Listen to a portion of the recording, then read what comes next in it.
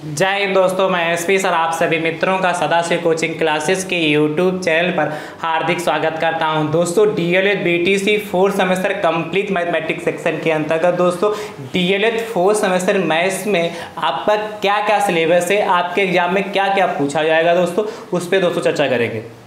मुझे उम्मीद है कि आप सभी मित्रों के डीएलएड 3rd सेमेस्टर के एग्जाम बहुत अच्छे हुए होंगे और मुझे उम्मीद है कि आप सभी भाई बंद अच्छे से पास भी हो जाएंगे और अच्छे मार्क्स भी आने वाले हैं। आप जितने भाई बंद डीएलएड 3rd सेमेस्टर के एग्जाम दे चुके हैं, अब वो सभी किसमें डीएलएड 4th सेमेस्टर में आ चुके हैं। इसीलिए दोस्तों डीएलएड 4th सेमेस्टर मैथ्स का जितना भी सिलेबस है आप सभी मित्रों को सदाशिव कोचिंग क्लासेस के यूट्यूब चैनल से आपको प्रोवाइड किया जाएगा। दोस्तों ध्यान से सुनिएगा, आपके डीएलएड 4th सेमेस्टर मैथ्स में क्या सिलेबस है, कितने चैप्टर है दोस्तों, उसके बारे में आज की क्लास में आपको जानकारी मिलेगी।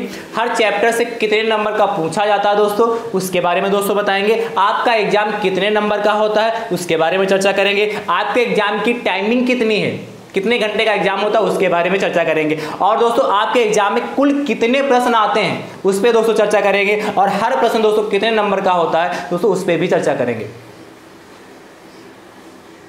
ठीक दोस्तों, तो मुझे उम्मीद है कि आप सभी भाई बंद बहुत ही ईमानदारी के साथ, बहुत ही ध्यान से दोस्तों पूरा सिलेबस को देखेंगे, क्योंकि दोस्तों सिलेबस देखना बहुत ही इंपॉर्टेंट है, बहुत ही जरूरी है। क्यों दोस्तों, किसी भी चीज़ को स्टार्टिंग, यदि किसी भी चीज़ को प्रारंभ करना है, शुरुआत करनी है दोस्तों, तो उसको सबसे पहले उसके बारे में पता होना चाहिए कि क्या क्या हमें उसके बारे में सीखना है। जैसे आपको सिलेबस पढ़ना, चाहे मैथ्स का हो चाहे साइंस का हो, कोई भी सिलेबस यदि आप पढ़ना चाहते हैं तो सबसे पहले आप देखते हैं क्या, इस विषय सूची देखते हैं कि सिलेबस उसमें है क्या क्या, कौन कौन से चैप्टर दोस्तों हैं।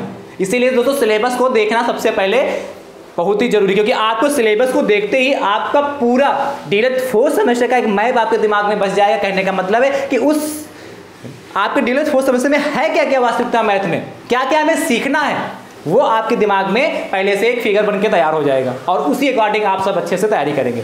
तो दोस्तों ध्यान से देखिएगा डीएलएड 4th सेमेस्टर में आप 4th सेमेस्टर वाले कि आपके सिलेबस में कौन कौन से चैप्टर है। पहला चैप्टर दोस्तों आपका क्या है, ध्यान से देखिएगा दोस्तों। पहला चैप्टर है आपका करणी, करणीगत राशि, करणी चिन्ह तथा करणी का घातांक। क्या है, करणी, करणीगत राशि, करणी चिन्ह तथा करणी का घातांक। करणी का था दोस्तों रूट लगे जो रूट लगाते हैं दोस्तों इस तरह से अंडर रूट, तो दोस्तों उनसे संबंधित क्वेश्चन आपके सिलेबस में है। तो दोस्तों करणी क्या होती है, करणी को दोस्तों अपरिमेय संख्या भी कहते हैं, करणी संख्या को अपरिमेय संख्या भी दोस्तों कहते हैं। और करणी का चिन्ह क्या होता है उस पर चर्चा करेंगे। और करणी के घातांक यानी कि पावर को, करणी के जो पावर होते हैं, रूट्स के पावर, उनको कैसे सॉल्व करेंगे दोस्तों, उस पर चर्चा करेंगे। इस चैप्टर से आप सभी मित्रों को 2 नंबर से लगाकर 3 नंबर तक का पूछा जाता है, इसलिए दोस्तों बहुत इंपॉर्टेंट चैप्टर है, बहुत ही आसान चैप्टर है। ठीक दोस्तों, अगला दोस्तों चैप्टर देखते हैं, चैप्टर नंबर सेकंड चैप्टर दोस्तों है वर्ग, वर्गमूल, घन, घनमूल की अवधारणा। क्या दोस्तों, यानी कि स्क्वायर रूट, क्यूब और दोस्तों क्यूब रूट की अवधारणा दोस्तों, इस पर चर्चा करेंगे। आपको स्क्वायर से संबंधित प्रश्न दोस्तों आपके एग्जाम में पूछे जाते हैं। यहां भी दोस्तों इस चैप्टर से 1 नंबर से लगाकर 2 नंबर तक का पूछा जाता है। ठीक दोस्तों, तो बहुत अच्छे से इसको भी सीखेगा, बहुत ही आसान दोस्तों चैप्टर ये भी है। अगला दोस्तों चैप्टर नंबर 3, किसी संख्या का वर्गमूल तथा दशमलव संख्या का वर्गमूल ज्ञात करना। आपको कोई नंबर दे रखा होगा, उसका वर्गमूल दोस्तों आपको फाइंड करना होगा। और दोस्तों दशमलव संख्याएं दे रखी होंगी, उनका भी आपको वर्गमूल, स्क्वायर रूट निकालना होगा। मतलब सिंपल संख्या दे देगी, जैसे 144 का वर्गमूल निकालो, या आपसे कहेगा 14.4 का वर्गमूल निकालो। वैसे 144 सिंपल संख्या होगी और 14.4 दशमलव संख्या होगी, तो इस संख्या का दोस्तों वर्गमूल निकालना होगा। यहां से भी दोस्तों आपके एग्जाम में 1 नंबर से लगाकर 2 नंबर का पूछा जाता है। यानी कि चैप्टर नंबर 3 कौन सा, किसी संख्या का वर्गमूल तथा दशमलव संख्या का वर्गमूल ज्ञात करना। इस चैप्टर से भी दोस्तों आपके एग्जाम में 1 नंबर से लगाकर 2 नंबर तक का पूछा जाता है। ठीक दोस्तों, अगला देखिए दोस्तों, अगला चैप्टर नंबर 4 है, कह रहा पूर्ण घन संख्याओं तथा पूर्ण घन दशमलव संख्याओं का घनमूल। ठीक है, तीसरे चैप्टर में आपको किसी संख्या का घनमूल और दशमलव संख्या का, किसी संख्या का वर्गमूल, तीसरे चैप्टर में दोस्तों क्या, किसी संख्या का वर्गमूल तथा दशमलव संख्या का वर्गमूल ज्ञात करना है। एंड चौथे चैप्टर में दोस्तों क्या करना है, पूर्ण घन संख्याओं तथा पूर्ण घन दशमलव संख्याओं। इसमें पूर्ण घन संख्याएं तथा पूर्ण घन दशमलव संख्याओं का घनमूल ज्ञात करना है। यानी इसमें हमें घनमूल निकालना है और तीसरे चैप्टर में दोस्तों वर्गमूल निकालना था।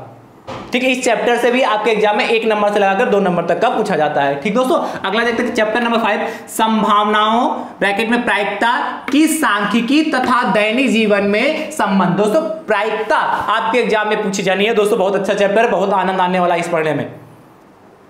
इस चैप्टर से भी आपके एग्जाम में दोस्तों 1 नंबर से लगाकर 2 नंबर तक का पूछा जाता है। तो दोस्तों चैप्टर ये भी बहुत इंपॉर्टेंट है, बहुत आनंद देने वाला चैप्टर दोस्तों है, और मुझे उम्मीद है कि आपने प्रायिकता पहले से भी पढ़ रखी होगी। अगला दोस्तों देखते हैं चैप्टर नंबर 6, अवर्गीकृत आंकड़ों की माध्यिका एवं बहुलक की गणना। क्या? अवर्गीकृत आंकड़ों की माध्यिका एवं बहुलक की गणना। ठीक, अवर्गीकृत जो आंकड़े दे रखे होंगे उसके क्या माध्यिका कैसे फाइंड करेंगे और उसका बहुलक कैसे फाइंड करेंगे दोस्तों, उस पर चर्चा करेंगे अच्छे से। इस चैप्टर से दोस्तों, चैप्टर नंबर कौन सा है? चैप्टर नंबर 6 से आपके एग्जाम में 2 नंबर से लगाकर 3 नंबर तक का पूछा जाता है, इसलिए दोस्तों यह चैप्टर आपके लिए मोस्ट इंपॉर्टेंट चैप्टर नंबर 6 है। ठीक है दोस्तों, चैप्टर नंबर 7 दोस्तों ध्यान से देखिएगा, कह रहा है त्रिकोणमिति यानी टेक्नामेंट्री। दोस्तों चैप्टर नंबर 7 में आपको सीखना है, और टेक्नामेंट्री में क्या सीखना है? अनुपातों की अवधारणा तथा 0 डिग्री, 30 डिग्री, 45 डिग्री, 60 डिग्री तथा 90 डिग्री के कोणों के त्रिकोणमितीय अनुपात ज्ञात करना। दोस्तों टेक्नामेंट्री में आपको सीखना क्या है? 0 डिग्री, 30 डिग्री, 45 डिग्री, 60 डिग्री तथा 90 डिग्री के कोणों से संबंधित दोस्तों आपके प्रश्न पूछे जाएंगे। ये भी चैप्टर दोस्तों आपका मोस्ट इंपॉर्टेंट, और इस चैप्टर से भी आपके एग्जाम में 2 नंबर से लगाकर 3 नंबर तक का पूछा जाता है। किस चैप्टर से दोस्तों? त्रिकोणमिति से। इसलिए दोस्तों इसको बहुत अच्छे से पढ़िएगा, बहुत ही आसान है, ये फ्री के नंबर आपको ये चैप्टर देके जाएगा, बस अच्छे से समझना है। एक टेबल बनवाएंगे दोस्तों, उस टेबल को बहुत ध्यान से देखिएगा, और आपको याद भी नहीं करनी पड़ेगी उसको, क्योंकि मैथ में वैसे भी कुछ नहीं याद करना होगा, मैं आपको अच्छे से समझा दूंगा, और फटाक से और 2 मिनट के अंदर आप पूरी टेबल बना लेंगे, और ज्यादा प्रैक्टिस कर लेंगे दोस्तों तो 1 मिनट के अंदर ही पूरी टेबल आपकी बन जाएगी। इतनी आसान दोस्तों टेक्नामेंट्री है।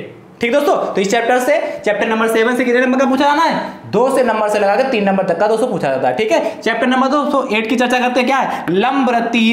लंब वृत्तीय बेलन तथा लंब वृत्तीय शंकु की अवधारणा तथा इनका आयतन एवं संपूर्ण पृष्ठ। जो दोस्तों आपका लंबवर्ती बेलन है और लंबवर्ती शंकु, यानी कि बेलन और शंकु से संबंधित प्रश्न दोस्तों आपके एग्जाम में आएंगे। और दोस्तों क्या पूछा जाएगा? बेलन तथा शंकु का दोस्तों आयतन और उसका संपूर्ण पृष्ठ से दोस्तों प्रश्न पूछे जाएंगे। बेलन और दोस्तों क्या है? और शंकु, बेलन और शंकु से दोस्तों जो आपके एग्जाम में क्वेश्चन आने वाले हैं किस टाइप के आएंगे?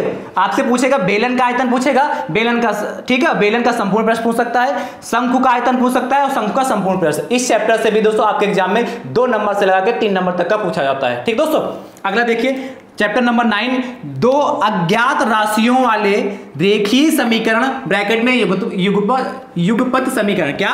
2 अज्ञात राशियों वाले रेखीय समीकरण ब्रैकेट में युगपत समीकरण। दोस्तों अज्ञात राशि 2 चर राशियां दे रखी होंगी, कोई क्वेश्चन लिखी होगी उसमें 2 चर राशियां दे के उसको सॉल्व करके दोस्तों आपको क्या x एंड y के मान लेने होंगे। 2 वेरिएबल आपको दे रखे होंगे, उन वेरिएबल को सॉल्व करके, और 2 विधियां हैं, एक प्रतिस्थापन विधि आपके में, दूसरी विलोपन विधि। दोनों विधियों से आपको 2 इक्वेशन दे रखी है, उनको सॉल्व करना होगा, एंड एक्स वाई मतलब 2 वेरिएबल जो एक्स वाई होगा, पी क्यू जो भी होगा, उन दोनों वेरिएबल की हमें वैल्यू फाइंड करनी होगी। इसलिए दोस्तों यह चैप्टर भी मोस्ट इंपॉर्टेंट है, बहुत ही आसान चैप्टर है। इस चैप्टर से भी दोस्तों आपके एग्जाम में 2 नंबर से लगाकर 3 नंबर तक का पूछा जाता है।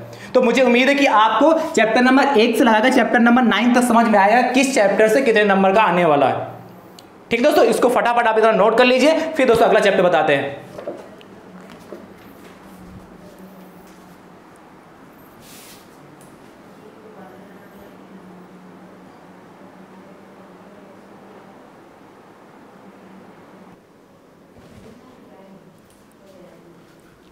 तो दोस्तों मुझे उम्मीद है कि आप सभी मित्रों ने चैप्टर नंबर 9 तक का नोट कर लिया होगा।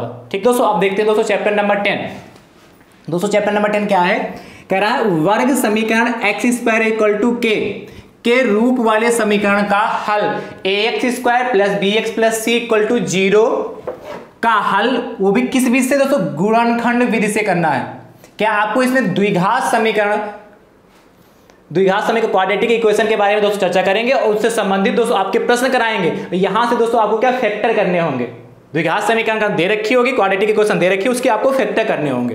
तो इस चैप्टर से भी दोस्तों आपका 2 नंबर से लगाकर 3 नंबर तक, यानी कि 1 नंबर का या 2 नंबर का 3 नंबर का दोस्तों पूछा जा सकता है इस चैप्टर से। इसलिए बहुत अच्छा चैप्टर, बहुत ही आसान चैप्टर है दोस्तों। अगला दोस्तों देखिए चैप्टर नंबर 11 का है समलंब का क्षेत्रफल। समलंब का क्षेत्रफल चैप्टर नंबर 11 में दोस्तों आपको सीखना है समलंब का क्षेत्रफल। दोस्तों इस चैप्टर से भी दोस्तों 1 नंबर से लगाकर 2 नंबर तक का दोस्तों पूछा जाता है। ठीक दोस्तों, अगला दोस्तों देखिए, ध्यान से देखिए, चैप्टर नंबर 12 वृत्त की परिधि एवं व्यास में संबंध। वृत्त की परिधि एवं व्यास में संबंध तथा वृत्त का क्षेत्रफल, यानी कि चैप्टर नंबर दोस्तों 12 में आपको वृत्त क्या होता है, उसकी परिधि क्या है, उसका व्यास क्या है और उसके क्षेत्रफल से संबंधित प्रश्न दोस्तों आपके एग्जाम में पूछे जाते हैं। इस चैप्टर से भी दोस्तों 1 नंबर से लगाकर 2 नंबर का आपके एग्जाम में पूछा जाता है। मोस्ट इंपॉर्टेंट चैप्टर, इस चैप्टर से क्वेश्चन पूछा ही जाना आपके एग्जाम में फिक्स है। अगला दोस्तों देखिए ध्यान से, चैप्टर नंबर 13 चतुर्भुज का अर्थ उसके विकर्ण, संलग्न भुजाएं, सम्मुख भुजाएं, सम्मुख तथा बाह्य कोणों का बोध।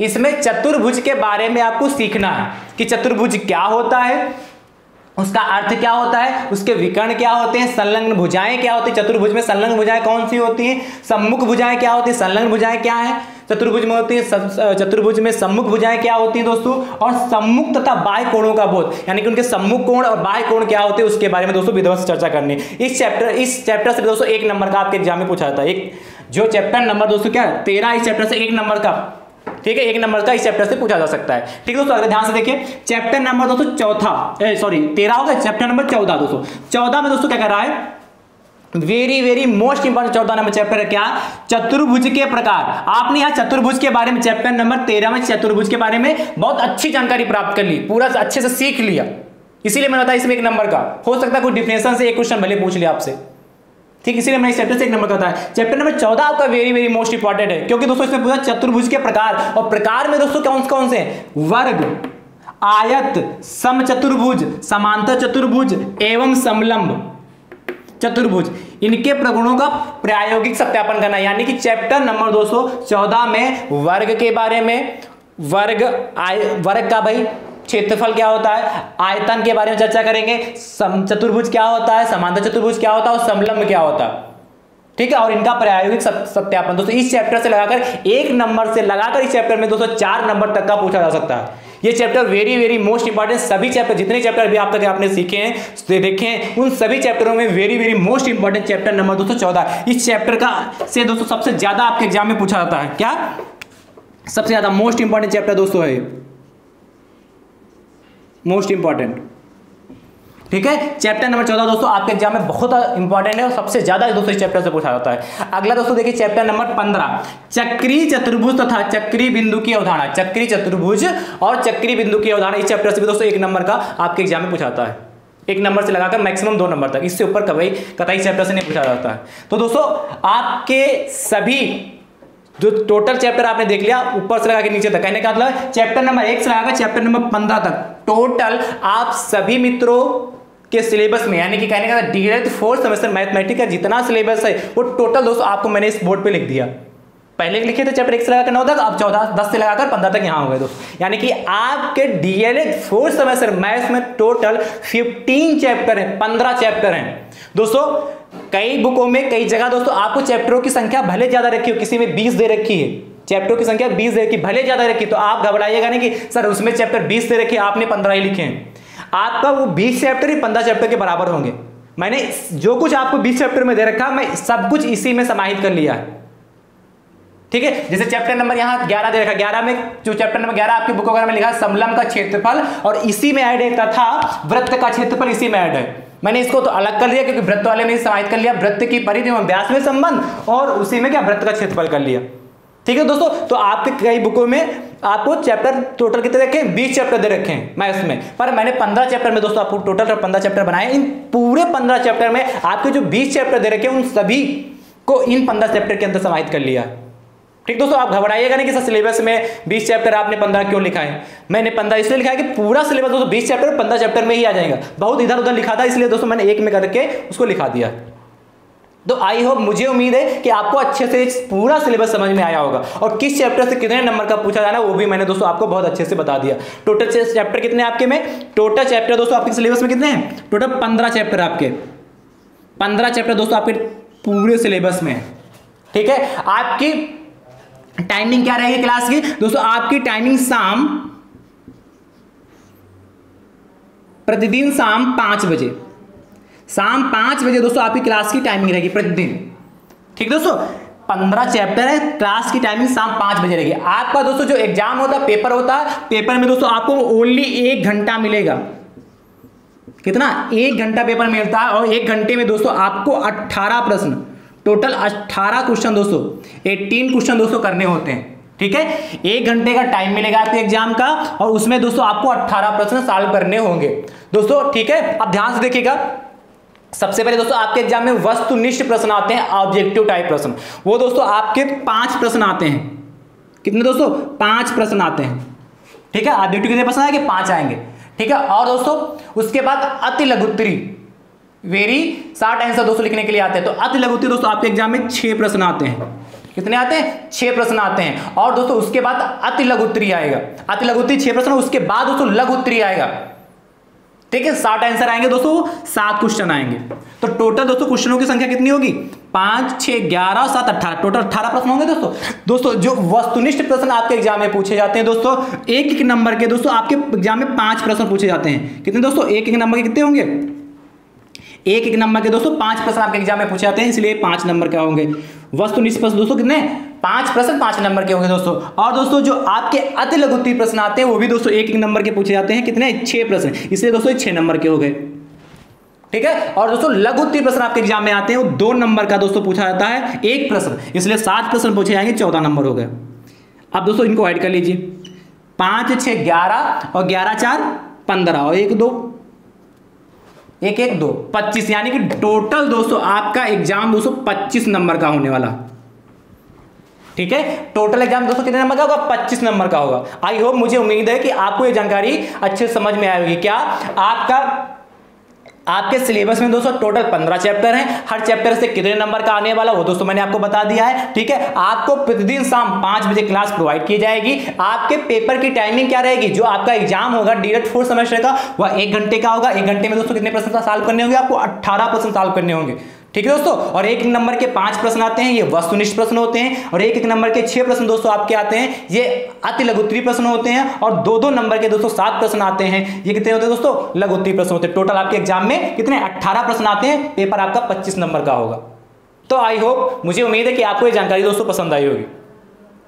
दोस्तों आप सभी मित्र डीएलएड 4th सेमेस्टर में आ चुके हैं और दोस्तों ध्यान से सुनिएगा, आप सभी मित्रों ने जैसी भी DElEd 1st semester, 2nd semester, 3rd semester में तैयारी की हो, चाहे लापरवाही किया हो, कैसे भी किया हो, आपका 1st 2nd तो क्लियर ही हो चुका है। 3rd सेमेस्टर दोस्तों आपका क्लियर हो जाएगा। मुझे उम्मीद है कि आपका रिजल्ट जल्दी ही आ जाएगा। पर दोस्तों डीएलएड 4th सेमेस्टर को आप हल्के में मत लीजिएगा, इसको बहुत ही लगन, ईमानदारी और मेहनत के साथ सीखिएगा। क्योंकि दोस्तों यह डीएलएड 4th सेमेस्टर में आपकी बैक लगती है तो आपके लिए काफी समस्या उत्पन्न हो जाएगी।